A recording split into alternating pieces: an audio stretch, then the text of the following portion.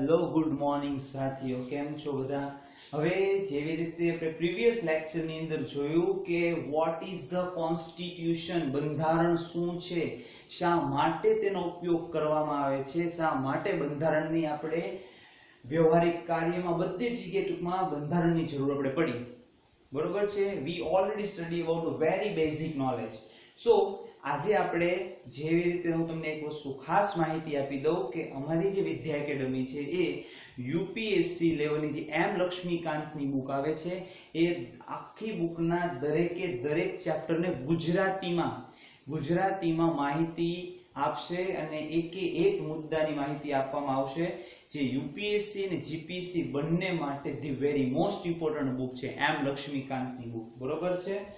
તો એ બુકના દરેક ઓછામાં ઓછા 90 થી 100 જેટલા વિડીયો અમે એમ લક્ષ્મીકાંતના મૂકશું. બરોબર છે? જેમાં ખાસ કરીને ગુજરાતના વિદ્યાર્થીઓને અન્ડરસ્ટેન્ડ કરવું સહેલું પડે ગુજરાતી ભાષામાં, એટલા માટે ખાસ કરીને મૂકીએ છીએ જે ઇંગ્લિશ કે હિન્દીનું કન્વર્ઝન કરીને. બરોબર છે? તો આજે આપણે સેકન્ડ લેક્ચર જોઈએ, બંધારણનો ઇતિહાસ, ધ હિસ્ટ્રી ઓફ કોન્સ્ટિટ્યુશન. તો the history of the constitution ની અંદર આપણે જોશું અલગ અલગ એક્ટ. આજનો લેક્ચર છે એ જીપીએસસી અને યુપીએસસી ની પ્રિલિમ એક્ઝામ માટે ધી મોસ્ટ ઇમ્પોર્ટન્ટ લેક્ચર છે, જે ખાસ સમજો, ખાસ ધ્યાન રાખજો, બને તો નોટ ડાઉન કરી રાખજો, તમને લોકોને ખાસ ઉપયોગી થશે. તો today we are study about company regulation, company શાસન.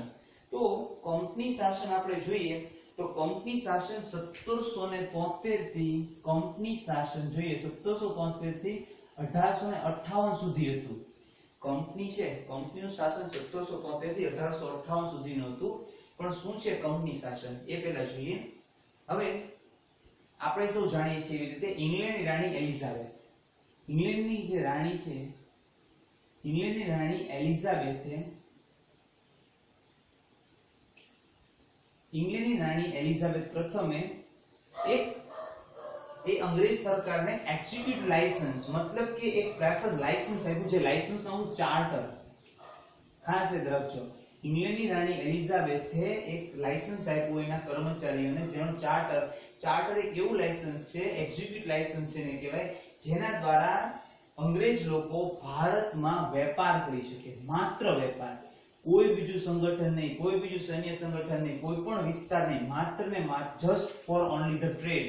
Okay, Elizabeth given the license to વેપાર ફોર ધ ઓનલી ટ્રેડ, કે ટ્રેડ માટે, માત્ર વેપાર કરવા માટે તે ચાર્ટર લાયસન્સ આપવામાં આવ્યું એલિઝાબેથ દ્વારા. એટલે ઈસવીસન 1600 માં ઈસ્ટ ઇન્ડિયા કંપનીની સ્થાપના થઈ ભારતની અંદર, જે માત્ર વેપાર અર્થે ભારતમાં આવ્યું હતું. તમને એમ થશે 1773 કેમ લખ્યા છે, 1858 કેમ, એ વસ્તુ તમને હું ક્લિયર કરાવી દઉં છું. કંપનીનું શાસન શરૂ થયું હતું 1773 માં. બરોબર છે? કંપનીનું શાસન શરૂ થયું હતું, મતલબ કે ત્યારે 1773 થી 1858 માં કંપની માત્ર વેપાર નહીં, સાથે ભારતમાં વહીવટ પણ કરતી હતી. આમાં કંપની સાથે વહીવટ પણ કરતી હતી. બરોબર છે? પણ કંપની શાસન શરૂ થયું એ પહેલાની બાબત તમને હું કહું છું કે ઇંગ્લેન્ડની રાણી એલિઝાબેથ પ્રથમે ચાર્ટર લાયસન્સ દ્વારા, charter is a one type of the licence name, આ લાયસન્સ નું નામ છે ચાર્ટર લાયસન્સ, દ્વારા તે લોકોને વેપાર કરવા માટે ઇન્ડિયા મોકલ્યા. બરોબર છે? એટલે એ લોકો વેપાર કરવા માટે ઇન્ડિયા આવ્યા. ઓકે, તો ત્યાં સુધી 1600 થી લઈ 1772 સુધી આપણે જોઈએ. 1772 તો ન કહી શકાય, પણ 1763 સુધી તમે જો, 1600 થી 1763 સુધી તો ઈસ્ટ ઇન્ડિયા કંપની માત્ર ભારતમાં વેપાર જ કરતી હતી. માત્ર કારણ કે કહેવાય છે ને, ભારત એક સોને કી ચીડિયા નામે હતું. તો ભારતમાં અસમની ચા ખાસ એ લોકોનું આકર્ષણનું કેન્દ્ર હતું. યાદ રાખજો, અસમની ચા છે એ લોકોનું ખાસ આકર્ષણનું કેન્દ્ર હતું. મતલબ કે દક્ષિણ સાઈડનો જે વિસ્તાર છે ત્યાં તોજા, મતલબ કે તેજાના જે થતું હતું, ગરમ મસાલા છે, આ છે તે છે, વગેરે વસ્તુ. આ ઇતિહાસની વાત છે, પણ ખાલી જસ્ટ કહું છું કે એ બાબતથી વધારે પડતી કંપની આકર્ષિત હતી. તો ઈસ્ટ ઇન્ડિયા કંપની છે એ 1600 થી 1763 સુધી માત્ર ને માત્ર વેપાર કરતી હતી ભારતમાં, ઓનલી જસ્ટ ટ્રેડ, માત્ર વેપાર કરતી હતી. હવે કંપનીને ધીમે ધીમે લાલચ જાગી, કંપનીમાં ધીમે ધીમે લાલચ જાગે છે. હવે ઈ લાલચનું પરિણામ જે આપણે ભોગવવું પડ્યું હતું 200 વર્ષની ગુલામી. બરોબર છે. જોઈએ હવે ઈ શું થયું હતું લાલચનું પરિણામ. ખાસ જોઈએ થયું કેવું 1763 આપણે જોયું કે 1600 થી ને 1763 સુધી માત્ર કંપનીએ વેપાર કર્યો, જસ્ટ ઓન્લી ટ્રેડ કર્યો, માત્ર વેપાર પૂરતી સીમિત હતી કે ભારતની દરેક સીમામાં વેપાર કરી દેતા. ભારતનો ઈ વસ્તુ ઇંગ્લેન્ડની જતી હતી, ઇંગ્લેન્ડની આયાત નિકાસ. ઓકે, ત્યારે ભ્રષ્ટાચાર 0 હતો. આ વસ્તુ ખાસ રાખજો, ત્યારે ભ્રષ્ટાચાર 0 હતો. ઇંગ્લેન્ડ અને ભારતમાં ભ્રષ્ટાચાર થતો હતો, નો કરપ્શન કન્ટ્રી. ઓકે, હવે શું થાય છે ખાસ જોવાનું છે. હવે થોડું ટ્વિસ્ટ થાય છે. 1764 માં એઝ પર ધ હિસ્ટ્રી 1764 માં બક્સરનું યુદ્ધ થયું, જે આપણે સૌ જાણીએ છીએ. 1764 માં બક્સરનું યુદ્ધ થયું, જેણે આખી પરિસ્થિતિને પલટી નાખી. તો 1764 માં બક્સરના યુદ્ધના પરિણામથી બંગાળ, બિહાર અને ઓરિસ્સાની સત્તા સ્થપાણી. આપણે ભારતનો નકશો જોઈએ તો બંગાળ, બરોબર છે, પછી બંગાળ, બિહાર અને ઓરિસ્સાની આખી સત્તા સ્થપાણી. બરોબર, બંગાળ, બિહાર અને ઓરિસ્સાની સત્તાની સ્થાપના થઈ 1764 માં બક્સરના યુદ્ધ દ્વારા. ભારતમાં બંગાળ, બિહાર અને ઓરિસ્સાની સત્તાની દીવાની સત્તા સ્થાપના થઈ. બરોબર, હવે કેવું થશે કે 1765 થી 1772, ખાસ યાદ રાખજો, 1765 થી 1772 સુધી, 1765 થી 1772 સુધી વહીવટ બેવડી પ્રણાલીમાં થતો હતો. ડ્યુઅલ સિસ્ટમ, બેવડી પ્રણાલી. કઈ રીતે બેવડી પ્રણાલી એ તમને ખાસ જણાવું તો કે કંપની છે, એક બીજું ખાસ રહેજો, 7 વર્ષ સુધી એવી સત્તા ચાલી. બેવડી પ્રણાલી કઈ પૂછાતું નથી, ખાલી જસ્ટ કહી દઉં છું. બેવડી પ્રણાલી એટલે એ આખું વિચિત્ર રીતે કામ કરતા હતા કે જે સરકાર બંગાળ, બિહાર, ઓરિસ્સાની હતી એનો વેપાર અલગ રીતે કરવાનો અને ભારતમાં જે વસ્તુ આયાત નિકાસ થાય એનો વેપાર અલગ રીતે કરવાનો, જેની ડિટેલ હું તમને નેક્સ્ટ વિડિયોમાં કહીશ. આપણે બેવડી પ્રણાલી પર સ્પેશિયલ એક વિડિયો બનાવશું. બરોબર છે. અત્યારે ખાલી યાદ રાખો 7 વર્ષ સુધી બેવડી પ્રણાલી અપનાવવામાં આવી હતી. બરોબર છે. બીજી વસ્તુ ખાસ યાદ રાખજો કે આ 7 વર્ષમાં જ્યારે બેવડી પ્રણાલી અપનાવવાની, ત્યારે એક વસ્તુ બહુ મોસ્ટ ઇમ્પોર્ટન્ટ છે. ભારતથી ઇંગ્લેન્ડમાં, ખાસ ભારતથી ઇંગ્લેન્ડમાં વસ્તુ મોકલવામાં, નિકાસ કરવામાં આવ્યો. ઇંગ્લેન્ડથી જ્યારે ભારતમાં વસ્તુ આયાત થઈ 1768 આજુબાજુ. પરફેક્ટ કોઈ સાલ નથી એની, પણ આવી એપ્રોક્સિમેટલી હિસ્ટ્રી બધી સાલની 1768 બાજુ જ્યારે ઇંગ્લેન્ડથી કોઈ વસ્તુ ભારતમાં આવી હતી, ત્યારે ઇંગ્લેન્ડના અમુક કર્મચારીઓએ 2 લાખ રૂપિયા કે 2000, 20000 કોઈ પરફેક્ટ આંકડો અમુક જગ્યાએ કહે છે કે અમુક પાઉન્ડ કે ડોલરની અંદર, પર હજી કોઈનો પરફેક્ટ આંકડો સાચો છે નહીં. બરોબર, પહેલી વાર ભ્રષ્ટાચાર થયો તો 1768 માં પહેલી વાર ભ્રષ્ટાચાર થયો તો, ત્યારથી ભારતમાં ભ્રષ્ટાચારની નીંવ મુકાણી. એમ કહી શકાય કે ભારતમાં ભ્રષ્ટાચારની નીંવ મુકાણી. એમાં એવું થયું કે ખાનગી લોકો અઢળક રૂપિયા કમાણા. કંપનીના ખાનગી લોકો જે હતા, ઈસ્ટ ઇન્ડિયા કંપનીના ખાનગી લોકો અઢળક રૂપિયા કમાણા. અઢળક રૂપિયા કમાવા હોવાથી, ભ્રષ્ટાચાર થતો હોવાથી કંપનીનું દેવાળું ફૂંકાઈ ગયું. કંપની દેવાળું ફૂંકાવા ભરતી, ઈસ્ટ ઇન્ડિયા કંપની દેવાળું ફૂંકાવા ભરતી. કંપની આગળ વધી શકે તેમ નહોતી, કારણ કે એના માણસો ભ્રષ્ટાચારી બની ગયા હતા. જે કઈ રૂપિયા આવે, જે કઈ પૈસા આવે, મતલબ કે એનો અંદરો અંદર ભ્રષ્ટાચાર થતો હતો. અને એમ કહી શકાય કે કંપનીના કર્મચારીઓ માલદાર પાર્ટી બની ગયા હતા. બરોબર છે, ધનવાન બની ગયા હતા. અને એક બાજુ કંપની દેવાળું ફૂંકાવા પર આવી ગઈ હતી. બરોબર છે. તો આ પરિસ્થિતિને ધ્યાનમાં લઈ કંપનીએ કાયદા બનાવ મૂકી દીધું. ભારતમાં વેપાર માટેના કાયદા બનાવ મૂકી દીધું. બરોબર છે. ભ્રષ્ટાચારની આંધી જ્યારે ભારતની અંદર ફેલાણી, ભ્રષ્ટાચારની આંધી જે 1768 આજુબાજુ નીવ મુકાણી, ત્યારે એના જે કર્મચારી હતા બધા એ માલામાલ થઈ ગયા પૈસાથી. કંપની દેવાળું ફૂંકાવા પર આવી ગઈ. ત્યારે કંપનીએ દેવાળું ફૂંકાઈ ન જાય, કંપનીનું અસ્તિત્વ મટી ના જાય એ માટે કાયદા મુકાણા. અમુક કાયદા બનાવ નક્કી કર્યું વેપાર કરવા માટે થઈને, કે વ્યવસ્થિત વેપાર થઈ શકે અને કોઈ સત્તાઓ પણ સ્થાપી શકાય એ માટે. બરોબર છે. તો એ કાયદા છે, જેનો પહેલો કાયદો છે નિયામક ધારો. This is the very most important for the GPSC and UPSC exam. So many time asking. Okay, ઘણી બધી વાર પૂછાઈ ગયું છે. ઓકે, પૂછાશે પણ. ઓકે, નિયામક ધારો આપણે જોઈએ તો રેગ્યુલેટિંગ એક્ટ. નિયામક ધારાને બીજી ભાષામાં રેગ્યુલેટિંગ એક્ટ પણ કહેવાય છે. 1773 માં આવ્યું. કંપનીનું શાસનની શરૂઆત, એટલે હવે તમને ખ્યાલ આવી ગયો હશે કે કંપનીના શાસનની શરૂઆત કંપનીના શાસનની શરૂઆત 1773 નિયામક ધારો રેગ્યુલેટિંગ એક્ટ થી થયો. શા માટે નિયામક ધારો ઘડવામાં આવ્યો? કારણ કે ભ્રષ્ટાચારની બક્સરનું યુદ્ધ થયું એટલે બંગાળ, બિહાર અને ઓરિસ્સાની સત્તા સ્થપાણી હતી. બરોબર છે, ઓરિસ્સા, બંગાળ, બિહાર, ઓરિસ્સા સત્તા સ્થપાણી. બરોબર. બીજી વસ્તુ શું થયું કે એ સમયની અંદર બેવડી પ્રણાલીનો ઉપયોગ થયો હતો, જેને કારણે કર્મચારીઓ અંદર ભ્રષ્ટાચાર કરવા લાગ્યા. ભ્રષ્ટાચાર કરવાને લીધે કંપની દેવાળું ફૂંકા ઉપર આવી ગઈ. બરોબર છે, કંપની દેવાળું ફૂંકા ઉપર આવી ગઈ એટલે બ્રિટિશ સરકારે અમુક કાયદા ઘડવાનું નક્કી કર્યું, જેમાં પહેલો કાયદો છે નિયામક ધારો રેગ્યુલેટિંગ એક્ટ 1773. તો આ કાયદો શું છે એ આપણે ખાસ જોઈએ. હવે રેગ્યુલેટિંગ એક્ટ જે છે એના બે અગત્યના ખાસ વસ્તુ યાદ રાખજો કે આ કાયદાનું મહત્વ શું છે અને આ કાયદાનું બે મુખ્ય કાર્ય ક્યાં છે. તો આ કાયદો ભારતમાં, યાદ રાખજો, ભારતમાં East India company, East India company, EIC હું કહીશ, ભારતમાં ઈસ્ટ ઇન્ડિયા કંપની દ્વારા થતા દરેક કાર્યોને નિયમિત અને નિયંત્રિત કર્યા. નિયંત્રિત કર્યા. એનો મુખ્ય હેતુ જોઈએ આપણે. રેગ્યુલેટિંગ એક્ટનો મુખ્ય હેતુ શું? ભારતમાં ઈસ્ટ ઇન્ડિયા કંપની દ્વારા થતા દરેક કાર્યને નિયમિત અને નિયંત્રિત કરવાનું હતું. બરોબર છે.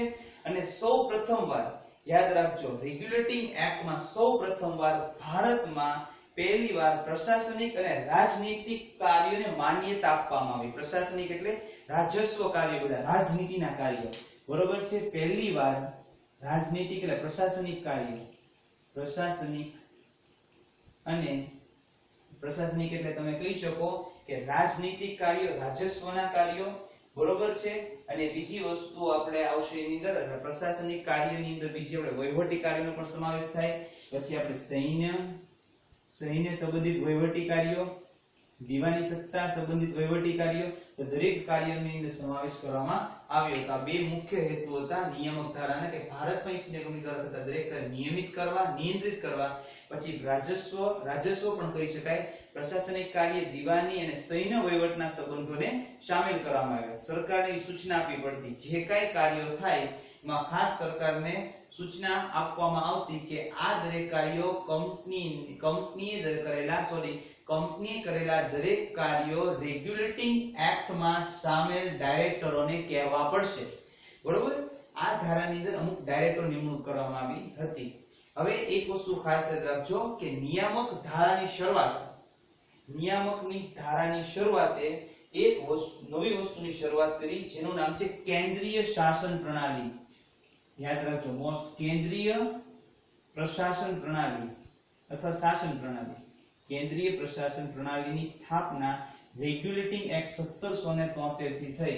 તો કયા કાયદા દ્વારા કેન્દ્રીય પ્રશાસન પ્રણાલીની સ્થાપના થઈ? તો કે નિયામક ધારો રેગ્યુલેટિંગ એક્ટ 1773 દ્વારા. Okay, this is the very most important. યાદ રાખજો, કેન્દ્રીય નીવ રાખવામાં આવી હતી. બરોબર. બીજી વસ્તુ, ઘણી બધી વસ્તુ આની અંદર થઈ કે કંપનીના કર્મચારીઓના ખાનગી વેપારો પૂર્ણપણે પ્રતિબંધ મૂકવામાં આવ્યો. જે કંપનીના કર્મચારી હતા એ ખાનગી વેપાર કરતા અને ભ્રષ્ટાચાર કરતા હતા, કારણ કે બેવડી પ્રણાલી હતી. કંપની પણ વેપાર કરે અને કંપનીના કર્મચારી પણ વેપાર કરતા. હવે શું કર્યું? નિયામક ધારાની અંદર ભ્રષ્ટાચાર થવા લાગ્યો એટલે ઈસ્ટ ઇન્ડિયા કંપની જે છે એના કર્મચારીના વેપાર ઉપર લોકોએ પ્રતિબંધ મૂકી દીધો કે કંપનીનો કોઈ પણ કર્મચારી સંપૂર્ણપણે વેપાર કરી શકશે નહીં. બરોબર છે. આ રીતે એની ઉપર ખાસ ધ્યાન રાખવામાં આવ્યું. બીજી વસ્તુ કે બંગાળમાં એક વહીવટી મંડળનું નિર્માણ થયું. હવે શું થયું કે બંગાળ, બિહાર અને ઓરિસ્સાની જે સત્તા હતી એ બધી સત્તા માત્ર બંગાળ તરફ સીમિત થઈ ગઈ. આનો જે બધો પાવર હતો એ બધો પાવર ખેંચી લીધો, બધો પાવર કેચઅપ કરી, બધો પાવર કોને આપી દીધો? બંગાળને પાવર આપી દીધો કે જે કઈ વહીવટ થશે એનું મુખ્ય મંડળ હવે બંગાળ રહેશે ને ગવર્નર જનરલ.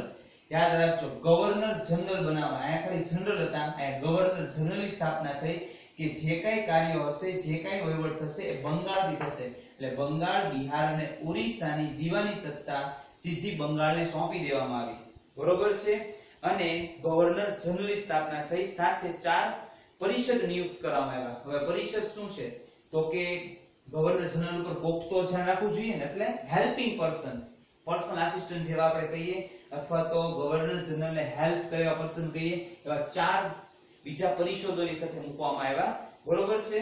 અને એક વસ્તુ ખાસ યાદ રાખજો, તમે જાણો છો એમ પહેલા ગવર્નર જનરલ કોણ હતા તો કે Warren Hastings. You know all, પહેલા ગવર્નર જનરલ હતા વોરન હેસ્ટિંગ્સ. બરોબર છે. જેની બંગાળના પ્રાંત સુધી તેની સીમા સીમિત બની ગઈ. બરોબર. હવે બાકીના એમ લક્ષ્મીકાંતમાં નામ નથી આપેલા, હું તમને just kind for general knowledge નામ કહું. બાકીના નામ હતું ક્લેવરિંગ, મોન્સલ અને બેરવલ. બરોબર છે. ક્લેવરિંગ, પછી મોન્સલ અને બ્રેવલર નામના વ્યક્તિઓ હતા, અને ચોથો હતો ફિલિપ ફ્રાન્સિસ. ઓકે, તો આ બીજા 4 વ્યક્તિઓ વોરન હેસ્ટિંગ્સ સાથે હતા, જે તેને હેલ્પ કરતા હતા. અને દરેકનો કાર્યકાળ 5 વર્ષનો. દરેકનો કાર્યકાળ કેટલો હતો? 5 years. બરોબર. 5 વર્ષ સુધી તે ત્યાં રહી શકતા હતા. બીજી વસ્તુ, અને આ ગવર્નર જનરલને માત્ર ને માત્ર એક વસ્તુ યાદ રાખો, આ ગવર્નર જનરલ માત્ર ને માત્ર કોર્ટ ઓફ ડિરેક્ટરની ભલામણ દ્વારા, કોર્ટ ઓફ ડિરેક્ટરની ભલામણ દ્વારા જ દૂર કરી શકાતા, બાકી તેને દૂર કરી શકાતા હતા નહીં. બરોબર. તો આટલી વસ્તુ ખાસ યાદ રાખજો કે ભારતમાં ઈસ્ટ ઇન્ડિયા કંપની દ્વારા થતા દરેક કાર્યોને નિયમિત અને નિયંત્રિત કરવાનું કામ કોણ કરતું હતું તો કે રેગ્યુલેટિંગ એક્ટ નિયામક ધારામાં કરવામાં આવ્યું. પ્રશાસનિક, સૈન્ય, રાજસ્વ, દીવાની સત્તા વગેરે વગેરેનું એમાં ઉલ્લેખનીય કરવામાં આવ્યો છે. અને કેન્દ્રીય શાસન પ્રણાલીની સ્થાપના થઈ. એટલે કે નિયામક ધારામાં કેન્દ્રીય શાસન પ્રણાલીની સ્થાપના થઈ. પછી બંગાળ, બિહાર અને ઓરિસ્સાની સત્તાની બધો પાવર ખેંચી અને બધો પાવર બંગાળને આપી દીધો, અને ગવર્નર જનરલ પદનું નિમણૂક કરવામાં આવી. જે ગવર્નર જનરલ એ દરેક ભારતમાં થતી ઈસ્ટ ઇન્ડિયા કંપનીના કાર્યો પર ધ્યાન રાખે. પેલો ગવર્નર જનરલ હતો કોણ? Warren Hastings. બરોબર છે. એની સાથે બીજા 4 વ્યક્તિઓ હતા, જેનું નામ છે ક્લેવરિંગ, મોન્સલ, બેરવેલ અને ફિલિપ ફ્રાન્સિસ. બરોબર છે. એનો દરેકનો કાર્યકાળ 5 વર્ષનો. એની જે ભલામણ છે કે જે કાંઈ હટાવી શકે તે કોર્ટ ઓફ ડિરેક્ટર દ્વારા થતું હતું. બરોબર. બીજી વસ્તુ આમાં શું થઈ તો કંપનીના કર્મચારીઓના ખાનગી વેપાર પર સંપૂર્ણ પ્રતિબંધ મૂકી દેવામાં આવ્યો હતો. બરોબર છે. આ હતો નિયામક ધારો. હજી ડિટેલમાં આપણે જોઈએ કે આમાં એક મેઈન વસ્તુ થઈ. સત્તા તો બધી લઈ લીધી. હવે 1774 માં કલકત્તા ખાતે પેલી સુપ્રીમ કોર્ટ બની. યાદ રાખજો, 1774 માં કલકત્તા ખાતે પેલી સુપ્રીમ કોર્ટની સ્થાપના કરવામાં આવી, અને એના પેલા ન્યાયાધીશ નામ હતું એલિઝા ઇમ્પે. એનું નામ હતું એલિઝા ઇમ્પે. બરોબર. ઘણામાં એલિઝા ઇમ્પ પણ લખેલું છે, પણ એલિઝા ઇમ્પે યાદ રાખો, it's better for you. Okay. હવે આના દ્વારા શું થયું આપણે જોયું કે જ્યારે કંપની શાસન થઈ, એટલે ઈસવીસન 1600 ની અંદર જ્યારે કંપનીની સ્થાપના થઈ, ત્યારે કંપની માત્ર ભારતમાં વહીવટ કરવા માટે નહોતી આવી, માત્ર વેપાર કરવા માટે જ આવી હતી ઈસવીસન 1600 થી 1772 સુધી. પરંતુ જ્યારે બક્સરનું યુદ્ધ થયું, એને આખી કાયાપલટ કરી દીધી. બક્સરના યુદ્ધથી બંગાળ, બિહાર અને ઓરિસ્સાની સત્તાઓ મેળવી, અને અલગ અલગ પ્રાંતની અંદર તે લોકો વેપાર અર્થ કરવા લાગ્યા. બરોબર. પછી આપણે ભ્રષ્ટાચારનું જોયું, એ નિવારવા માટે નિયામક ધારો ઘડ્યો. એમાં કઈ કઈ બેઝિક વસ્તુ હતી એ આપણે જોઈ. બરોબર. પણ જ્યારે 1774 માં કોલકાતા ખાતે સુપ્રીમ કોર્ટની સ્થાપના થઈ, એના પહેલા હતા ન્યાયાધીશ એલિઝા ઇમ્પે. હવે આની અંદર એક વસ્તુ મોસ્ટ ઇમ્પોર્ટન્ટ હતી, ખાસ યાદ રાખજો કે કંપનીએ ભ્રષ્ટાચારને નિવારવા માટે થઈને કંપનીના જે કર્મચારીઓ હતા, ભ્રષ્ટાચારને નિવારવા માટે થઈ કર્મચારીઓને ભેટ અને સોગાદો જે કઈ મળતી, જે કઈ ઇનામો મળતા, કોઈ પણ કાર્ય કરી દે તો ભેટ સોગાદો મળતી, એ સ્વીકારવા માટે મનાઈ ફરવામાં આવી. કે કોઈ પણ પ્રકારની ભેટ સોગાદો સ્વીકારવાની નહીં. અને બીજી વસ્તુ, કોઈ પણ કંપનીના વ્યક્તિએ ખાનગી વેપાર કરવાનો નહીં, જે આપણે પહેલા જોયું એવી રીતે. બરોબર. અને આ રીતે બ્રિટિશ સરકારે ભારતની અંદર વહીવટી ક્ષેત્રે પ્રવેશ કર્યો. ખાસ રાખજો, નિયામક ધારા દ્વારા બ્રિટિશ સરકારે ભારતમાં વહીવટ કરવા માટે પ્રવેશ કર્યો. વહીવટી ક્ષેત્રે ભારતમાં પ્રવેશ કર્યો. ઈસ્ટ ઇન્ડિયા કંપની દ્વારા ભારતે વેપારમાં પ્રવેશ કર્યો હતો. એવી રીતે નિયામક ધારા દ્વારા ઈસ્ટ ઇન્ડિયા કંપનીએ વહીવટ કરવા માટે પ્રવેશ કર્યો. તો નિયામક ધારામાં કેટલી બાબતોનો સમાવેશ થયો?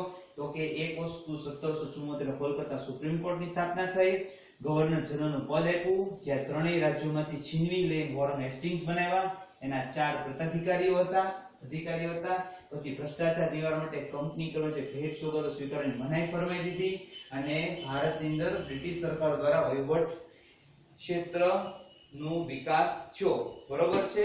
અને બીજી વસ્તુ આમાં નવી થયું કે કરવેરા દીવાની સૈન્ય બાબતો બ્રિટિશ સરકારને જાણ આપવી ફરજિયાત હતી. જે કઈ કરવેરા આવે, જે કઈ દીવાની સત્તા હતી, એ બધી બાબત બ્રિટિશ સરકારને જણાવવી ફરજિયાત હતી. બીજું કે બંગાળના જે ગવર્નર હતા એવા ગવર્નર જનરલ કહેવાતા, અને પહેલા ગવર્નર જનરલ આપણે ખબર છે વોરન હેસ્ટિંગ્સ બન્યા. બરોબર. તો આ હતો આપણો નિયામક ધારો. I hope you all enjoy. Okay. તો થોડીક વાર પછી આપણે જોઈએ સુધારક ધારો. ચલો 2 મિનિટ વિડિયો પોઝ કરી એકવાર મેમરાઇઝ કરી નાખો બધી વસ્તુને કે કઈ રીતે કઈ વસ્તુ શરૂઆત થઈ છે. ઓકે સાથીઓ, તો ચલો હવે આપણે જોયું નિયામક ધારો. So now we are study about the act of the amending. Okay, amending જોઈ. હવે સુધારક ધારો જોઈ. બહુ નાનો એવો સુધારક ધારો છે. તો જેવી રીતે આપણે આખો નિયામક ધારો જોયો, હવે બહુ જ મોસ્ટ ટાઈમ પી નિયામક ધારો છે, એ તમે કાબુ કરી નાખજો. હવે આપણે સુધારક ધારો જોઈએ. સાવ નાનો એવો સુધારક ધારો છે. સુધારક ધારામાં છે શું એ આપણે જોઈએ ખાસ, કે કંપનીના અધિકારી અને કર્મચારીઓ, સાંભળો સુધારક ધારામાં, કે કંપની ઈસ્ટ ઇન્ડિયા કંપનીના જે અધિકારીઓ છે, અધિકારીઓ અને કર્મચારીઓ, ઈસ્ટ ઇન્ડિયા કંપનીના જે કોઈ અધિકારી અને કર્મચારીઓ છે એને ભારતમાં કરેલા કાર્ય માટે, ભારતમાં જે કંઈ કાર્ય એને કર્યા હશે, ભારતમાં કરેલા કાર્ય માટે ભારતની સુપ્રીમ કોર્ટ જવાબદાર નહીં રહે. આ તો ખોટું કહેવાય કે ભારતમાં કરેલા કાર્ય માટે ભારતની સુપ્રીમ કોર્ટ જવાબદાર રહેશે નહીં. પછી ભલે ભ્રષ્ટાચાર કરે તો આ સૌથી મોટો ભારત માટે ફટકો હતો કે આ કંપનીના લોકો ગમે તે કરે, કદાચ ભ્રષ્ટાચાર પણ કરે, અત્યાચાર પણ ગુજારે, તો ભારતની સુપ્રીમ કોર્ટમાં એનો કોઈ પણ નિર્ણય લઈ શકાતો નહીં. સો આ એક જાતનો ડિસએડવાન્ટેજ છે સુધારક ધારાનો. પણ હવે શું કરી શકીએ કે ઈસ્ટ ઇન્ડિયા કંપનીએ નક્કી કર્યું હતું, બરોબર છે. તો આ કાયદાનું જે નિર્માણ થયું, એક વસ્તુ ખાસ, આ કાયદાનું જે નિર્માણ થયું ત્યારે એક બેસ્ટ બેનિફિટ એ હતો, એડવાન્ટેજ, કે ભારતના સામાજિક અને ધાર્મિક રીતિ રિવાજોને ધ્યાનમાં લેવાના. ભારતના ધાર્મિક અને સામાજિક રીતિ રિવાજોને ધ્યાનમાં લેવાના હતા. બરોબર છે કે ભારતમાં, એટલે આમ તો આપણે જોઈએ તો દેશી ભાષામાં કહીએ તો અંગ્રેજ આપણે બાટલીમાં ઉતારવાનો બિઝનેસ કરતા હતા, બીજું કાંઈ કામ નહોતું કરતા. કારણ કે એક તો કંપનીના શાસન પહેલા એને વેપાર માટે આવી, બરોબર, પગ નાખ્યા. પછી નિયામક ધારાની અંદર એને વહીવટી સત્તા માટેના પ્રેશરો કર્યો. હવે બીજા નિયામક ધારાની અંદર એને સુધારક ધારામાં શું કર્યું કે અધિકારી જે કાંઈ કરે, કર્મચારી જે કાંઈ કરે, આપણે સુપ્રીમ કોર્ટ કોઈ એમાં વળી વચ્ચે કરી શકશે નહીં. બરોબર. તો કંપનીને એક વસ્તુ તો ખ્યાલ આવી ગયો કે ભારતના લોકો ધાર્મિક અને સામાજિક રીતિ રિવાજો બહુ વધારે પડતા માને છે. કારણ કે એ સમયમાં સામાજિક રિવાજો બહુ જ તે ક્રૂર અને બહુ વિચિત્ર ટાઈપના હતા. બરોબર. તો કંપનીએ આપણા જે અમુક રૂઢિચુસ્તતાઓ છે, જે સુપરસ્ટિશન અંધશ્રદ્ધાઓ છે, એનો 100% ફાયદો ઉઠાવ્યો અને કંપનીએ એનો ફાયદો ઉઠાવી અને વહીવટીનો પ્રપ્રેસો કર્યો. ભારતમાં વહીવટ માટેનો પ્રપ્રેસો કરી દીધો અને વેપાર બધે કરવા લાગી. બરોબર છે. તો આ રીતે સુધારક ધારો જે ભારત માટે ઘણીવાર ઉપયોગી પણ બન્યો છે અને ઘણીવાર ભારત માટે અનુપયોગી પણ બન્યો છે. સો અમુક ડિસએડવાન્ટેજ અને અમુક એના એડવાન્ટેજ પણ છે. બરોબર.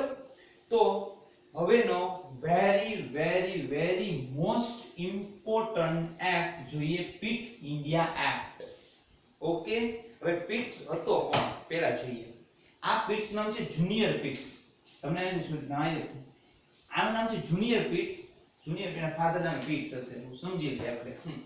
તો પિટ્સ છે એવું કહેવા માંગતો હતો કે ભારતમાં જે કંઈ વહીવટ થાય છે, કંપની જે ભારતમાં બધા વહીવટ કરે છે, પણ એવું કરીએ કે ભારતમાં જે થતો વહીવટ છે, ભારતની અંદર બંગાળ, બિહાર, ઓરિસ્સા જે કંઈ પણ થતો વહીવટ છે, એ ઇંગ્લેન્ડ દ્વારા તેને કંટ્રોલ કરવામાં આવે. બરોબર.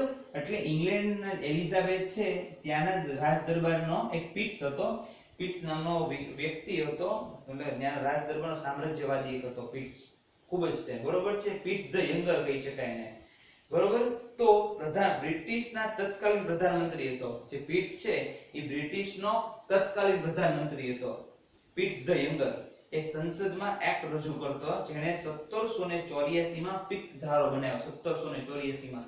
એટલા માટે એને પીટ્સ ઇન્ડિયા એક્ટ કહેવાય. યાદ રાખજો, પીટ્સ ધ, આ પીટ્સ નું આખું નામ છે પીટ્સ ધ યંગર, લખી દો પીટ ધ યંગર, બરોબર. જે તત્કાલીન પ્રધાનમંત્રી હતો ઇંગ્લેન્ડનો, બરોબર છે. જેણે સંસદની અંદર 1784 માં ઇન્ડિયામાં થતા, ભારતમાં થતા કંપની દ્વારા જે કઈ કાર્યો, ભારતમાં થતા કંપની દ્વારા જે કઈ કાર્યો પર કંટ્રોલ કરવા માટે થઈને પીટ્સ ધારો ઇંગ્લેન્ડની સંસદની અંદર પસાર કર્યો. પીટ્સ ઇન્ડિયા એક્ટ 1784, એટલે એ નામ આપ્યું છે ઇન્ડિયા, કારણ કે કંપની દ્વારા ઇન્ડિયામાં જે કઈ કાર્યો થાય છે એની પર કંટ્રોલ રાખીએ આપણે, બરોબર. એટલે પીટ ધ યંગર આપણી હોળી કરવાની શરૂ કરી દીધી, સરસ મજાની હોળી કરી એને, બરોબર. તો એને કઈ કઈ બાબતો કરી, આ કાયદો શું છે, સંસદમાં કઈ કઈ વસ્તુ વિશે કીધું, એ આપણે હવે જોઈએ. એક નાનકડું જ રિવિઝન કરી નાખીએ કે પીટ ધ યંગર જે તત્કાલીન પ્રધાનમંત્રી ઇંગ્લેન્ડના હતા, જેમણે 1784 ની અંદર ભારતમાં થતા કંપનીના કાર્યો નિયંત્રિત અને નિયમિત કરવા એક જાતનો ઇંગ્લેન્ડ દ્વારા કંટ્રોલ થાય માટે કાયદો બનાવ્યો, જેને કહેવાય છે pits India act 1784. Very most important for the UPSC and GPSC exam, ઘણી બધી વાર પૂછાઈ ગયો પણ છે. તો યાદ રાખજો, પીટ્સ ઇન્ડિયા એક્ટ અંતર્ગત એક વસ્તુ નવી થઈ કે 6 કમિશનરોના એક નિયંત્રણના બોર્ડની સ્થાપના થઈ. 6 કમિશનરોના નિયંત્રણની બોર્ડની સ્થાપના થઈ, બરોબર. જે ભારતમાં અંગ્રેજી અધિકૃત ક્ષેત્ર પર પૂરો અધિકાર આપવામાં આવ્યો, બરોબર છે. જે 6 કમિશનર છે ભારતમાં અંગ્રેજો દ્વારા જે કઈ કાર્ય થતા હતા એની પર કંટ્રોલ, એટલા માટે તેને બોર્ડ ઓફ કંટ્રોલ ના નામે ઓળખાણો. Board of control, board of control. આ જે 6 કમિશનર બોર્ડ ઓફ કંટ્રોલ, એ ભારતમાં કંપની દ્વારા જે કઈ કાર્ય થતા એની દેખરેખ અને એનું ધ્યાન રાખતા, બરોબર છે. તો બોર્ડ ઓફ કંટ્રોલ દ્વારા તેની વસ્તુનું ખાસ ધ્યાન રાખવામાં આવ્યું. અને આ જે 6 તેના 6 સદસ્યો છે, એક બ્રિટનના રાજકોષી મંત્રી, એટલે એને કે ચાન્સલર ઓફ એક્ઝિક્યુટિવ, અને બીજા વિદેશ સચિવ સેક્રેટરી ઓફ સ્ટેટ, અને બીજા 4 અન્ય સમ્રાટ હતા, જેને પ્રિવી કાઉન્સિલના સદસ્યો તરીકે ચૂંટવામાં આવ્યા. ખાસ યાદ રાખજો કે આ 6 કમિશનરોની અંદર એક હતા, જેને આપણે મેં કીધું એમ બ્રિટનના રાજકોષ મંત્રી, બ્રિટનના હતા રાજકોષ મંત્રી. અને પહેલા કોણ હતા બ્રિટનના રાજકોષ મંત્રી, અને જ્યારે બીજા હતા વિદેશ સચિવ, બીજા હતા. અને બાકીના 4, પહેલા હતા રાજકોષ મંત્રી, બીજા હતા વિદેશ સચિવ, અને બાકીના 4 પ્રિવી કાઉન્સિલના સદસ્યો. પ્રિવી કાઉન્સિલના જે બોર્ડ ઓફ કંટ્રોલ હતું એ કાઉન્સિલના સદસ્યો, બાકીના જે નોર્મલ સદસ્યો હતા, બરોબર છે. તો આ ટોટલ કેટલા થયા? 6. આ રીતે 6 કમિશનરોનું એક જૂથ બન્યું, જેને બોર્ડ ઓફ કંટ્રોલ કહેવામાં આવે છે. આ પીટ્સ ઇન્ડિયા એક્ટ નો પહેલો મુદ્દો, એની પહેલી બાબત કઈ, તો કે 6 કમિશનરનું બોર્ડ ઓફ કંટ્રોલ બનાવવું, જેની અંદર એક રાજકોષ મંત્રી, એક વિદેશ સચિવ અને 6 અન્ય સદસ્યો, જે ઈસ્ટ ઇન્ડિયા કંપની દ્વારા થતા દરેક કાર્યો પર કંટ્રોલ કરે, એનું ધ્યાન રાખે, અને દરેક માહિતી ઇંગ્લેન્ડને પહોંચાડે, ઇંગ્લેન્ડની સંસદને પહોંચાડે, ઇંગ્લેન્ડની સરકારને તેની જાણ કરે, બરોબર છે. બીજી વસ્તુ કે ભારતની અંદર ગવર્નર જનરલ પરિષદની સંખ્યા 4 ઘટાડીને 3 થઈ ગઈ. ગવર્નર જનરલની સંખ્યા 4 ઘટાડીને 3 કરી. ખાસ યાદ રાખજો, ગવર્નર જનરલની સંખ્યા 4 ઘટાડીને 3 કરી દીધી. આ 3 માંથી એક સ્થાન મુખ્ય સેનાપતિ તરીકે, કમાન્ડર ઇન ચીફ આપવામાં આવ્યું. યાદ રાખજો, આ 3 માંથી કોઈ એકને, આ 4 માંથી 3 કરી, ને એમાંથી કોઈ એકને મુખ્ય સેનાપતિ તરીકે સ્થાન આપવામાં, મુખ્ય સેનાપતિ, કમાન્ડર ઇન ચીફ, બરોબર. બોમ્બે તથા મદ્રાસના ગવર્નર રૂપે ગવર્નર જનરલને આધીન કરી દેવામાં આવ્યા. હવે શું થયું કે બોમ્બે જે હતું અને મદ્રાસ જે હતું, બોમ્બે અને મદ્રાસ, એ બધી વસ્તુ ગવર્નર જનરલને સોંપી દેવામાં, બરોબર છે. અને ભારતનું જ્યારે નામ, ભારતમાં જ્યારે વહીવટ કરવા માટે આવ્યા હતા, ભારતનું નામ હતું કંપની અધિકૃત પ્રદેશો, એનું નામ હવે થઈ ગયું બ્રિટિશ અધિકૃત બ્રિટિશ અધિકૃત ભારતીય પ્રદેશ, બ્રિટિશ અધિકૃત ભારતીય પ્રદેશ, કારણ કે આખો કંટ્રોલ કોણે લઈ લીધો? ઈસ્ટ ઇન્ડિયા કંપનીએ. કોના દ્વારા? નિયામક ધારા દ્વારા. હવે નિયામક ધારા દ્વારા જે કઈ કાયદાઓ બનાવવામાં આવ્યા હતા ઈ કાયદાઓની મર્યાદાને દૂર કરવા માટે પિટ્સ ઇન્ડિયા એક્ટ બનાવવામાં આવ્યો. બરોબર છે? હવે મર્યાદા દૂર તો કરી પણ હારવાર આપણે હળી કરી નાખી. 6 કમિશનરો બનાવ્યું. હવે આ 6 કમિશનરો શું કરતા કે ભારતમાં જે કાઈ થતું એ બધી જાણકારી કોને આપતા હતા? ઇંગ્લેન્ડની સંસદને આપતા હતા. પછી ઇંગ્લેન્ડ સંસદ દ્વારા જે કાઈ કમાન્ડ આપવામાં આવે, બરોબર છે, ઈ કમાન્ડનું ઇન્ડિયામાં પાલન થતું હતું. ઓકે. બીજી વસ્તુ શું કરવાનું? 4 ગવર્નર જનરલમાંથી 3 કરી દીધા અને 3 માંથી એક મેઇન મુખ્ય સેનાપતિ કમાન્ડર ઇન ચીફ બનાવવામાં આવ્યા. ત્યારે ભારત અધિકૃત ક્ષેત્ર હતું. હવે શું કરું? બ્રિટિશ અધિકૃત ભારતીય ક્ષેત્ર કહી દેવામાં આવ્યું. તો આ બધી આપણી ઈ લોકોએ જોરદાર હળી કરી નાખી. બીજી વસ્તુ આમાં શું કરી? તો બોમ્બે ને મદ્રાસની જે કે સત્તા હતી ગવર્નર જનરલે સોંપી દીધી. બરોબર?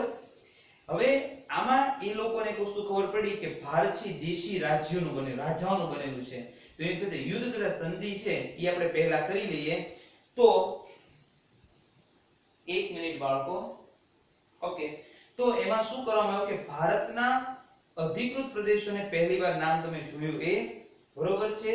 હવે એક વસ્તુ ખાસ રાખજો કે દેશી રાજાઓ સાથે યુદ્ધ તથા સંધિ ના પહેલા ગવર્નર જનરલ કંપની ડાયરેક્ટરોની સ્વીકૃતિ લેવી અનિવાર્ય હતી કે જ્યારે કોઈ પણ ભારતનું છે એના રાજાઓ સાથે તમારે સંધિ કરવી હોય કે ભારતના કોઈ પણ રાજા સાથે યુદ્ધ કરવું હોય ત્યારે ગવર્નર જનરલ છે, ગવર્નર જનરલ એની અનુમતિ જરૂરી હતી. તો અને તો જ તે દેશી રાજાઓ સાથે યુદ્ધ થાય, બાકી યુદ્ધ થઈ શકતું નહીં. આ એક લોકોની ચાલ હતી. બીજી વસ્તુ, ભારતના અંગ્રેજ અધિકારીઓ પર યાદ રાખજો કે ઈસ્ટ ઇન્ડિયા કંપનીના અધિકારીઓ લાંચ ઉછૂટ લેતા, એને કારણે કંપની ખાડામાં જતી હતી. તો ભારતમાં ખાસ ભારતમાં કંપનીના અધિકારીઓ પર ધ્યાન અને દેખરેખ રાખવા માટે થઈ ઇંગ્લેન્ડમાં સુપ્રીમ કોર્ટની સ્થાપના કરવામાં આવી. ક્યાં? તો કે ઇંગ્લેન્ડમાં. બરોબર? ઇંગ્લેન્ડની અંદર સુપ્રીમ કોર્ટને એસ્ટાબ્લિશ કરવામાં આવી, સુપ્રીમ કોર્ટને સ્થાપના કરવામાં આવી. બરોબર છે? તો આ તો આપણો પિટ્સ ઇન્ડિયા એક્ટ. બરોબર છે? જે આટલી સત્તાઓની જોગવાઈ કરે છે. Okay. Pitt's India act 1784. This is the very most important act. Okay. 1 minute video pause કરીને આખું રિવાઇન્ડ જોઈ લો. સોરી, એકવાર યાદ કરી લ્યો. ઓકે બાળકો, તો હવે જોઈએ આપણે પિટ્સ ઇન્ડિયા એક્ટ. તમે જોયો એ રીતે. હવે પિટ્સ ઇન્ડિયા એક્ટ આઈએમપી છે, ખાસ યાદ રાખજો. તમે ચેક પણ કરી શકો છો કે આપણે એમ લક્ષ્મીકાંત ને રિલેટેડ બધું ચલાવ્યું. હવે ખાસ યાદ રાખજો. હવે ચાર્ટર્ડ એક્ટ 1793, ચાર્ટર્ડ એક્ટ 1793 અને 1813 જે એમ લક્ષ્મીકાંત યુપીએસસી ની બુક છે એમાં નથી આપેલો, કારણ કે એ લોકો એમ માને છે કે આ ઇમ્પોર્ટન્ટ નથી. નવું વર્ઝન છે, જૂનું છે. ચાર્ટર્ડ એક્ટ 1793 અને 1813 એ એમ લક્ષ્મીકાંતની બુક જે યુપીએસસી માટે ઇમ્પોર્ટન્ટ છે એમાં નથી આપેલો. પરંતુ આપણે જીપીએસસી માં ઘણીવાર પૂછાઈ જાય છે ચાર્ટર્ડ એક્ટ 1813 અને 1793. આ નાનો એવો છે, બે આમ કહીએ ને તો 3-4 મુદ્દા બની શકે, પણ આને થોડોક બિગ છે તો આપણે આમાં ડિટેલમાં જોશું. ખાસ યાદ રાખજો. ઓકે. મેં ઘણી બધા પ્રકાશન ભેગા કર્યા હતા અને મારી રીતે પણ આખો તૈયાર કર્યો છે chartered act. So many information from the government website also. બરોબર? તો આપણે એના વિશે થોડું ડિટેલમાં જોઈએ. તમને આખું ગુજરાતીમાં કન્વર્ટ કરીને કહું છું, મજા આવશે. જો હવે તો ચાર્ટર્ડ એક્ટ 1793 જે છે એમાં શું થયું ખબર છે? કેવી હળી કરી ઈ લોકોએ કે જે બોર્ડ ઓફ કંટ્રોલ બન્યું હતું પિટ્સ ઇન્ડિયા એક્ટ દ્વારા, જે કઈ બોર્ડ ઓફ કંટ્રોલ બન્યું હતું, બોર્ડ ઓફ કંટ્રોલ જે કઈ બન્યું હતું ઈ બોર્ડ ઓફ કંટ્રોલ ના વેતન અને ભથ્થા ભારતીય તિજોરીને ચૂકવવા. એટલે ભારતવાળા કમાઈને અને ભારતવાળાને લઈ જવાના પૈસા એમ. એટલે બોર્ડ ઓફ કંટ્રોલ દ્વારા બોર્ડ ઓફ કંટ્રોલ ના જે કઈ સભ્ય તથા કર્મચારીઓનો વેતન ભથ્થું જે હતું એ ભારતીય તિજોરીમાંથી ચૂકવવાનું નક્કી કર્યું. ભારતીય તિજોરીથી બોલો લો, ભારતીય તિજોરીમાંથી ચૂકવી દીધું. બરોબર છે. તો બોર્ડ ઓફ કંટ્રોલના કર્મચારી પગાર અને ભથ્થા છે એ ભારતીય ચૂકવવા નક્કી કયા એક્ટ અંતર્ગત થયું? તો કે ચાર્ટર એક્ટ 1793. હવે ઈસ્ટ ઇન્ડિયા કંપની છે એ ભારતીય વેપાર પરની ઇજારાશાહી, યાદ રાખજો. હવે શું થયું કે કઈ ઈ લાયસન્સ હતું, લાયસન્સ નો કોઈ ટાઈમ પીરિયડ હોય, બરોબર છે. તો 1793 માં એનો ટાઈમ પીરિયડ પૂરો થતો હતો એટલે એને ઇજારાશાહી એટલે જે વેપારી એકાધિકાર દ્વારા જે વેપાર કરતા ઇજારાશાહી દ્વારા એના બીજા 20 વર્ષ વધારી દીધા. 1793 માં એને બીજા 20 વર્ષ વધારી દીધા, બરોબર છે. બસ આ ચાર્ટર્ડ એક્ટ 1793 માં છે કે બોર્ડ ઓફ કંટ્રોલના કર્મચારી અને અધિકારીનો પગાર અને ભથ્થા ભારતીય તિજોરીમાં થતા હતા. અને બીજું કે ચાર્ટર્ડ એક્ટ નું લાયસન્સ છે રિન્યુ થયું, એમ પણ કહી શકાય. રિન્યુ થયું અને 20 વર્ષની એની વેલિડિટી લોકોએ વધારી દીધી. એની રીતે કોઈ ભારત વાળો તો કેવા ગયો એને કે ભાઈ આ વસ્તુ ખોટી છે. આ જે વસ્તુ થઈ ને ભારતની અંદર આ બધું કંપની શાસન, એમાં માટે આપણે ભારતના લોકો જવાબદાર, કારણ કે રાજાશાહી હતી, રાજા પોતપોતાના રાજ્યને સંભાળતા હતા. એમાં આ લોકો પોતપોતાને તે બધું બનાવી કાયદો, બરોબર, મનમરજીના માલિક થઈ અને બધા એક્ટ બનાવતા ગયા અને ભારતની અંદર ફેસલો કરતા ગયા. જો બધા રાજા રજવાડે એક સાથે ધાર્યું હોત કે આપણે કોઈ પણ કારણસર અંગ્રેજ શાસનને સ્થાપવા દેવું નથી તો બની શકત, પણ કહેવાય છે ને સમ ત્યાં જમ પાણી ત્યાં પંપ, પણ એવું કઈ સંભવ હતો નહીં, બરોબર છે. નેક્સ્ટ જોઈએ કે ગવર્નર જનરલ પરિષદનો સભ્ય બનવા માટે ગવર્નર જનરલ બનવું હોય કે ગવર્નર જનરલ સભ્યપદ બનવું હોય તો 12 વર્ષનો અનુભવ જરૂરી હતો. 12 વર્ષનો એક્સપિરિયન્સ હોય તો જ તે ગવર્નર જનરલ બની શકો. શેનો એક્સપિરિયન્સ? તો કે કંપનીમાં કર્મચારી તરીકે કામ કરેલું હોવું જોઈએ. કંપનીમાં કર્મચારી તરીકે તમે લોકોએ કામ કરેલું હોવું જોઈએ. એનો 12 વર્ષનો જો તમને અનુભવ હોય તો તમે બોર્ડ ઓફ કંટ્રોલ ની અંદર પણ કામ કરી શકો અથવા ગવર્નર જનરલ તરીકે પણ ચૂંટણી લડી શકો, કોઈ પણ રીતે તમે કામ કરી શકો છો, બરોબર. તો આ તો chartered act 1793. Now we are studying about the Chartered Act 1813.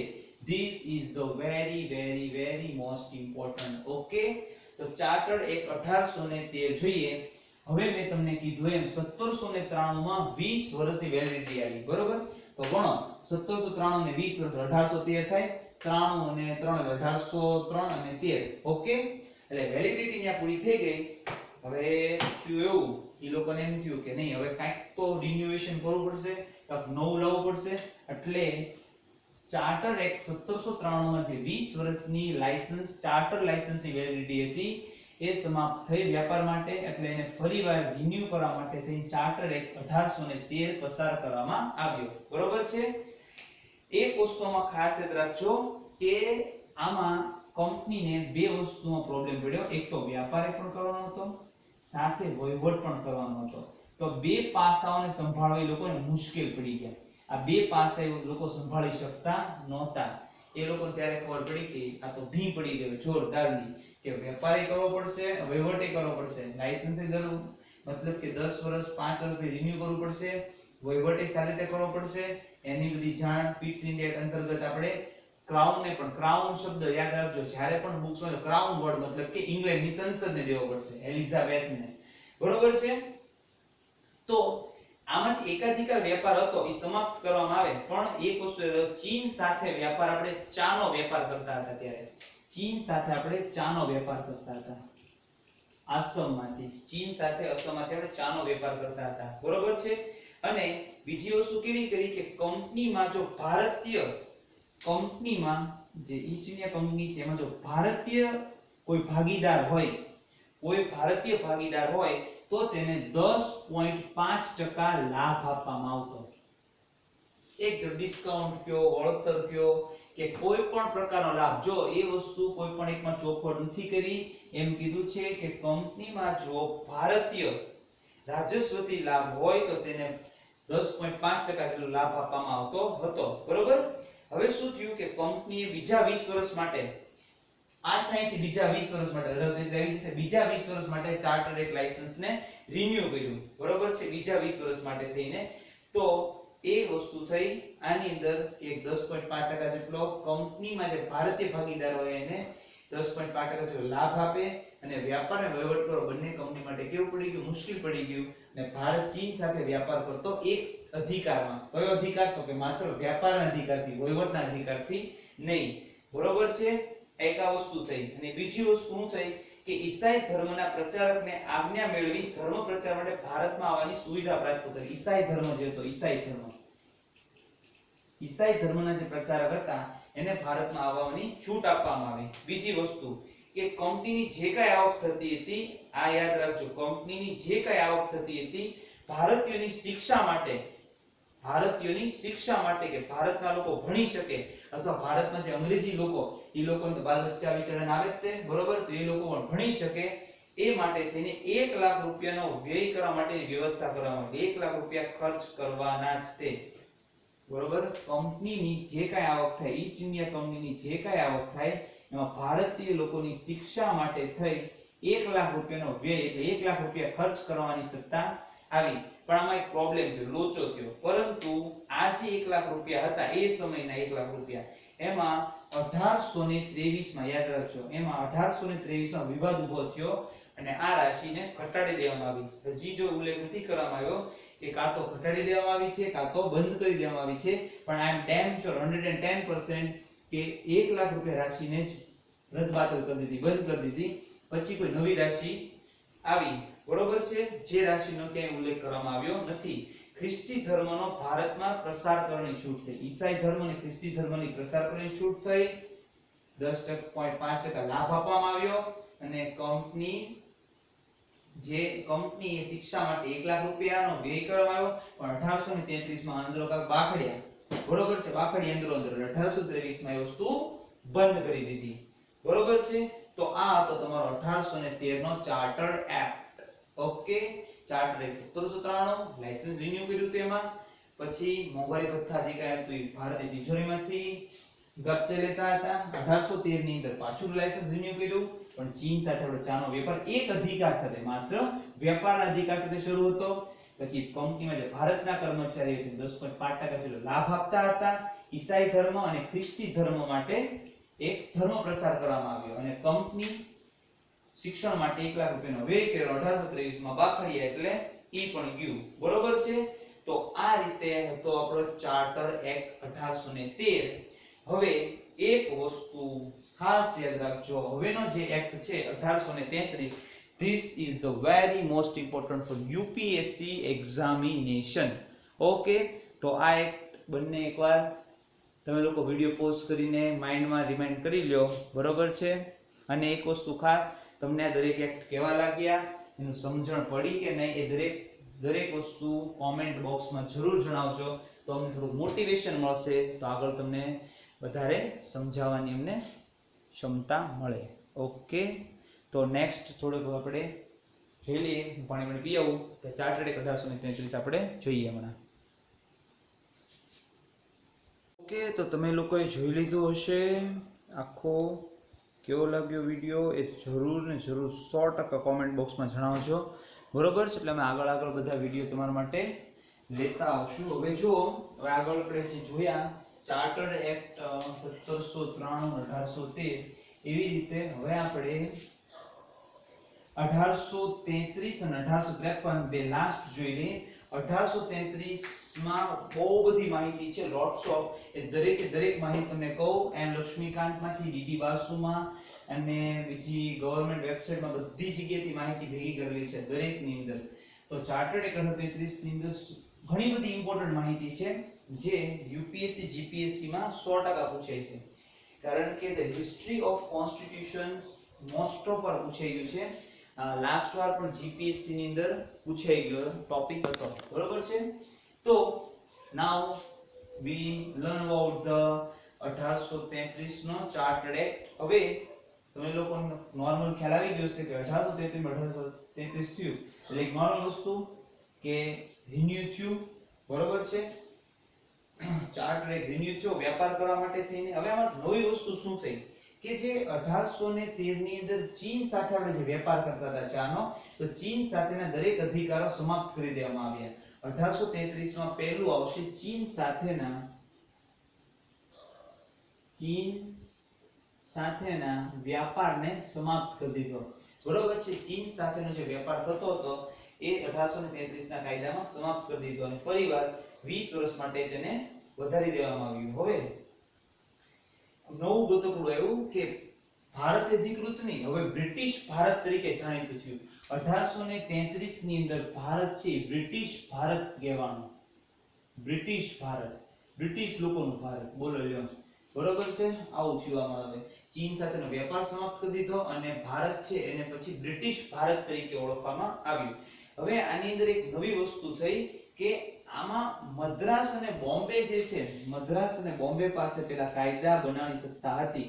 Madras અને બોમ્બે પાસે, તો મદ્રાસ અને બોમ્બે પાસેથી કાયદા બનાવવાની સત્તાને છીનવી લેવામાં આવી. મદ્રાસ અને બોમ્બે પાસેથી કાયદા બનાવવાની સત્તાને છીનવી લેવામાં આવી કે એ સત્તા હવે તમે અમને લાવો. બરોબર છે? હવે એની પાસે કોઈ પણ પ્રકારની સત્તા રહી નહીં. યાદ રાખજો, મદ્રાસ અને બોમ્બે પાસેથી કાયદા બનાવવાની સત્તા લઈ લેવામાં આવી અને એક કાયદા વિશેષજ્ઞની એ લોકોએ નિમણૂક કરી. જે કાયદા વિશેષજ્ઞના પ્રથમ કાયદા વિશેષજ્ઞ જેનું નામ હતું મેકોલે. જે તમે કહો એ બરોબર છે. મેકોલે યાદ રાખજો, મેકોલે. તો મેકોલે છે પ્રથમ કાયદા વિશેષજ્ઞ હતા. 1833 ના ચાર્ટર એક્ટ ની અંદર મદ્રાસ અને બોમ્બે આગળથી કાયદા બનાવવાની સત્તા એ લોકોએ લઈ લીધી. બરોબર છે? એટલે એક જાતનું નિયંત્રણ મૂકી દીધું અને જે કઈ ભારતનો કાયદો બનાવવો હોય, જે કઈ ભારતની જે કઈ વહીવટ થતો એ બધી વસ્તુ બંગાળના ગવર્નર જનરલને સોંપી દીધી. બંગાળના ગવર્નર જનરલને.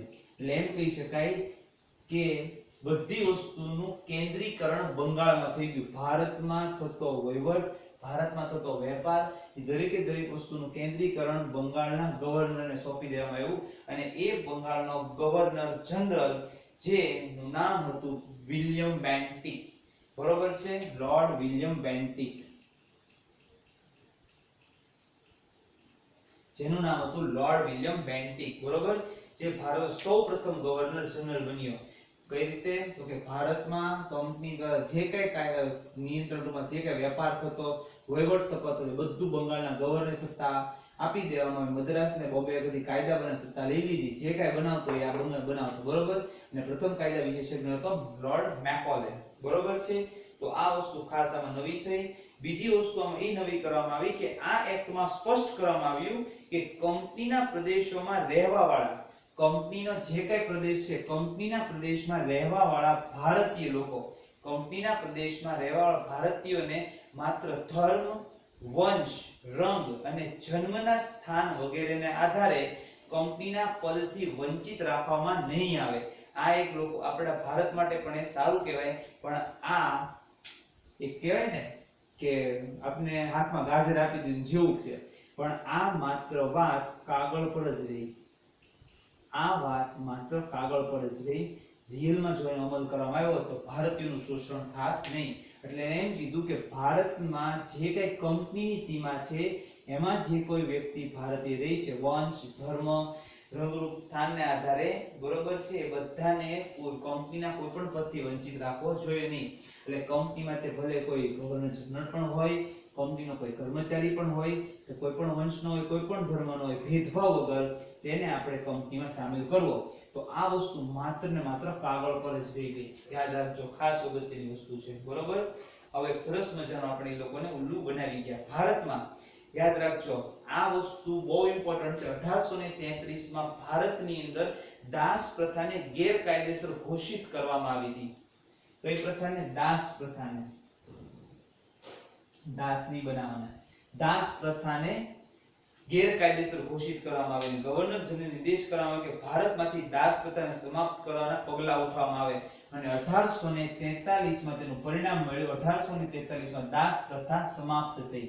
બરોબર છે? 1843 માં દાસ પ્રથા સંપૂર્ણપણે ભારતમાંથી નાબૂદ થઈ. આ આપણા માટે ખૂબ જ અગત્યની બાબત બની કે એ લોકો આપણે ભેદભાવ નીતિ નહોતા અપનાવવા માંગતા, પણ અમુક જે કહીને આપણે કે અંદરના શકુની મામા જેવા હોય, બરોબર, એ લોકોની ચડામણીને કારણે આ સત્તા માત્ર કાગળ પર જ રહી ગઈ. નહીં તો ભારતના લોકો ઉપર કોઈ પણ પ્રકારનો ભેદભાવ જોવા મળત નહીં. બરોબર? પછી આપણા માટે એડવાન્ટેજ એ હતો કે દાસ પ્રથા ગેરકાયદેસર ગણાવી જનરલે, ગવર્નર જનરલ બંગાળના, એટલે 1843 માં દાસ પ્રથા સમાપ્ત થઈ ગઈ. બરોબર છે? બીજી વસ્તુ જોઈએ તો કે ભારતીય પ્રદેશમાં યુરોપિયન જનસમૂહ માટે જે કઈ યુરોપના લોકો રહેતા હોય, ભારતીયમાં જે કોઈ યુરોપિયન લોકો રહેતા હોય બરોબર છે. એ યુરોપિયન, યાદ રાખજો, યુરોપિયન જનસમૂહ માટે રહેઠાણ અને ધંધા ઉદ્યોગોના તમામ નિયંત્રણને હટાવી લેવામાં આવ્યા. યુરોપિયન લોકોના જે કઈ રહેતા હોય એ જનસમૂહને જે કઈ બિઝનેસ કરવો એ કરે બિંદાસ, બરોબર. આ બધા નિયંત્રણને હટાવી લેવામાં આવ્યા અને એની પ્રજા માટેના દ્વાર ખોલી દીધા. જાઓ જીલો આપની જિંદગી, બરોબર. યુરોપિયન લોકોને છૂટ આપી દીધી બધી. એક વસ્તુ ખાસ યાદ રાખજો કે ભારતીય કાયદાને વ્યવસ્થિત ઢાંચામાં ઢાળવા, ભારતનો જે કાયદો, ભારતના કાયદાકીય બધી બાબતોને વ્યવસ્થિત ઢાંચામાં ઢાળવા માટે થઈને લો ઓફ કમિશન, એવું કહેવાય, કાયદા પંચની સ્થાપના થઈ. લો ઓફ કમિશન, કાયદા પંચની સ્થાપના કરવામાં આવી, બરોબર છે. અને કાયદા પંચના અધ્યક્ષ હતા લોર્ડ મેકોલે, બરોબર છે. બીજી વસ્તુ, ભારતમાં દાસ પ્રથા સમાપ્ત થઈ ગઈ હતી. ઓકે. અંગ્રેજોને પરવાનગી વગર ભારતમાં આવવાની, રહેવાની, જમીન ખરીદવાની છૂટ મળી. અંગ્રેજોને ભારતમાં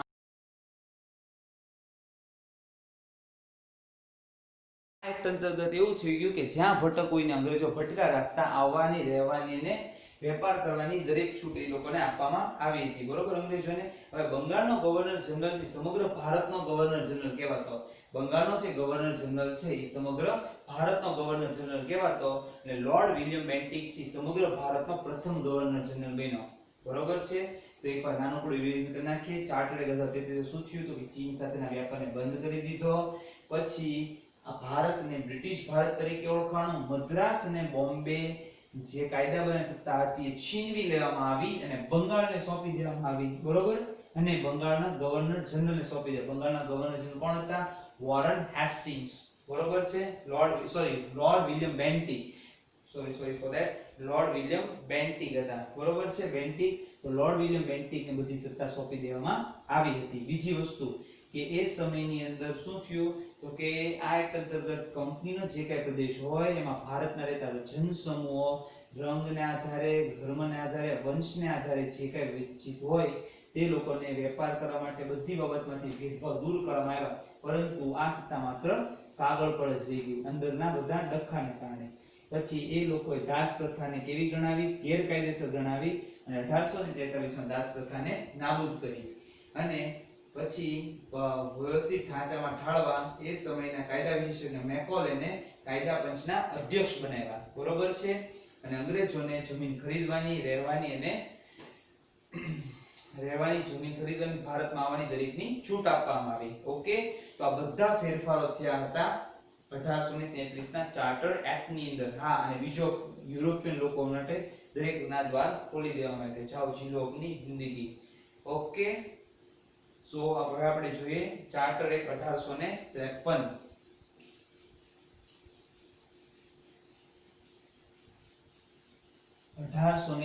નો ચાર્ટર્ડ એક્ટ. ઓકે. આ ચાર્ટર્ડ એક્ટ આપણે જોઈએ પછીનો જે લેક્ચર આપણે આવશે એમાં ગવર્નમેન્ટ ઓફ ઇન્ડિયા એક્ટ 1858 જોશું, બરોબર. પછી આપણે આગળ ભણશું, એની અંદર મેઈન ઇમ્પોર્ટન્ટ વસ્તુ આવશે, બરોબર છે. જેમાં ભારત પ્રદેશના અધિનિયમ બધા આપણે જોશું 1935 સુધીના. ઓકે. ચલો, તો 1853 માં શું થયું? એક તો તમને ખબર પડી 20 વર્ષ વધારી દીધી. બીજી વસ્તુ કે ડાયરેક્ટર જે હતા એ ડાયરેક્ટરોની સંખ્યા ત્યારે કુલ 24 થી ઘટાડીને 18 કરી દીધી. 24 થી ઘટાડી 18 કરી દીધી. 24 થી ઘટાડીને 18 કરી દેવામાં આવી, બરોબર. તેમાંથી 6 સમ્રાટ દ્વારા નિમણૂક કરવાના હતા. એમાં યાદ રાખજો કે 18 કરી દે, 24 થી ઘટાડીને 18 કરી દે. એમાં 6 સમ્રાટ દ્વારા નિમણૂક કરવાના હતા. સમ્રાટ એટલે એ સમયના જે રાજા મહારાજા હતા એ સમ્રાટની વાત છે. અને નિમણૂકના જે મુદ્દા હતા એ ડાયરેક્ટરોના અધિકારને સમાપ્ત કરવામાં આવ્યો. અને નિમણૂકના જે મુદ્દા, જે કઈ નિમણૂકના મુદ્દા હતા કે કંપનીનો હોવો જોઈએ, કંપનીના પ્રદેશમાં રહેતો હોવો જોઈએ, એટલા વર્ષનો એક્સપિરિયન્સ હોવો જોઈએ, બધા કાયદાને એ લોકોએ નાબૂદ કરી દીધા. બીજી વસ્તુ, આમાં ગવર્નર જનરલની પરિષદને કાયદાકીય મદદ મળી રહે, કાયદાકીય નિર્માણ માટે મદદ મળી રહે એ માટે 6 નવા સદસ્યની નિમણૂક કરવામાં આવી. કે ગવર્નર જનરલને કાયદાકીય રીતે સારી રીતે હેલ્પ મળી રહે એ માટે 6 નવા સદસ્યની નિમણૂક કરવામાં આવી, બરોબર છે. અને કોણ ક્યાં છે તો તમને ખબર છે, લોર્ડ વિલિયમ બેન્ટિક માટે થઈને. ઓકે. બીજી વસ્તુ કે કંપનીએ ભારતીય પ્રદેશને જ્યાં સુધી સંસદ ઈચ્છે ત્યાં સુધી પોતાને આધીન રાખવાની છૂટ આપી. લ્યો જ્યાં સુધી એમ ઈચ્છે કે જ્યાં સુધી સત્તા સ્થાપવી છે ત્યાં સુધી તે સંસદ કરી શકે છે, જ્યાં સુધી રાજ કરવું હોય ત્યાં સુધી રાજ કરી શકે છે. આવી નવી છૂટ આપી દેવામાં 1853 માં. જો એક વસ્તુ યાદ રાખજો, 1853 નો જે એક્ટ હતો ને એ ભારત માટે કહીને તો ગુલામીનો કાયદો હતો. ભારતની ગુલામી સાચી શરૂ થઈ 1853 માં, કારણ કે એ લોકોની સત્તા થઈ ગઈ, જમીન ખરીદવા બલિદાન 1873 થઈ ગઈ, એટલે આડા ફાયટા, બરોબર છે અંગ્રેજ લોકો. અને ખાસ કરીને અહીં આપ્યું 1853 ની અંદર કે 1853 માં એને બધી છૂટ આપી દીધી, સંસદ માટે પણ છૂટ આપી દીધી, એટલે વહીવટ પણ કરશે, કાયદા પણ ઈ બનાવશે, બરોબર. અને 1853 માં બીજી વસ્તુ યાદ રાખજો, 1853 રાજલેખ એ ભારત એટલે બ્રિટિશ કાલીન ભારતનો છેલ્લો રાજલેખ હતો, એટલે છેલ્લું લાયસન્સ હતું 1853. 1853 પછી ચાર્ટર એક્ટ ક્યારેય રિન્યુ નથી કરવામાં આવ્યું. શા માટે નથી કરવામાં આવ્યું એ તમને કહું. 1853 પછી ચાર્ટર એક્ટ ક્યારે પણ રિન્યુ કરવામાં આવ્યું નથી. એનું એક જ રીઝન છે, બ્રિટિશ લોકોએ ભારતની અંદર પૂરેપૂરો પગપેસરો કરી દીધો, બરોબર છે.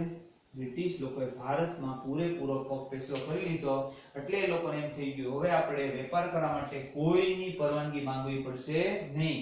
હવે મન ફાવે એમ વેપાર કરો, મન ફાવે એમ જમીનના કાયદા બનાવો. એટલે આ જે વસ્તુ છે એ આપણે એમ ગણીએ, આ તો ભણવામાં આવે છે એટલે, બાકી એક નોર્મલ વસ્તુ આપણે જોઈએ ને જ્યારે ડિટેલમાં ત્યારે એવું સમજવા જેવી છે કે દરેક કાયદા જો આપણે જોઈએ ને તો દરેક કાયદાની અંદર ધીમે ધીમે અંગ્રેજ લોકો ભારતમાં પગપેસરો કરે છે, બરોબર. અમુક ની અંદર તમે જુઓ તો આપણે અહીંયા જોયું કે ભારતમાં જમીન ખરીદવાની, જમીન ખરીદે એટલે બધું એનું થઈ ગયું. આની અંદર છૂટ આપી દીધી સંસદ માટે, વહીવટ બનાવવા માંડ્યા, કાયદા પોતે બનાવવા માંડ્યા, ટૂંકમાં ભારતને આખું પોતાની અધીન કરી લીધું. એટલે ચાર્ટર એક્ટ 1853 માં અહીં જેટલું અંગ્રેજ લોકોને જોતું હતું એ આ બધા વસ્તુ સુધી આવી ગઈ, એટલે હવે એ લોકોને આપણી જરૂર હતી નહીં, એટલે એ લોકો પછી મન ફાવે એમ કરતા હતા.